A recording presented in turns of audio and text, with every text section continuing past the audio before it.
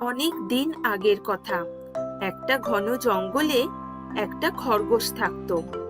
একটা বড় গাছের নিচে ছোট্ট একটা গর্ততে খরগোশটা থাকতো। এই জঙ্গলে খরগোশের কোনো বন্ধু ছিল না। সে একা একাই থাকতো। গরমের দিনের এক দুপুরবেলা খরগোশের খুব তেষ্টা পেল। তাই জল খাওয়ার জন্য খরগোশ একটা পুকুরের কাছে গেল। খরগোশ পুকুর থেকে জল খেয়ে ওখানেই বসে বিশ্রাম করছিল।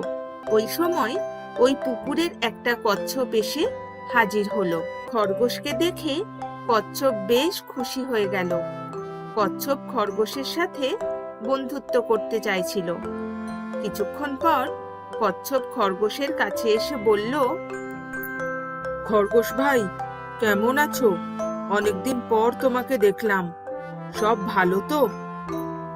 আমি ঠিক আছি। গরম খুব বেড়ে গেছে, তাই আমার ঘরের পাশের ছোট পুকুরটা শুকিয়ে গেছে। তাই আমি এখানে জল খেতে এসেছি। কিন্তু তুমি কেমন আছো? আমি ঠিক আছি খরগোশ ভাই। তোমাকে এখানে দেখে আমার খুব ভালো লাগছে।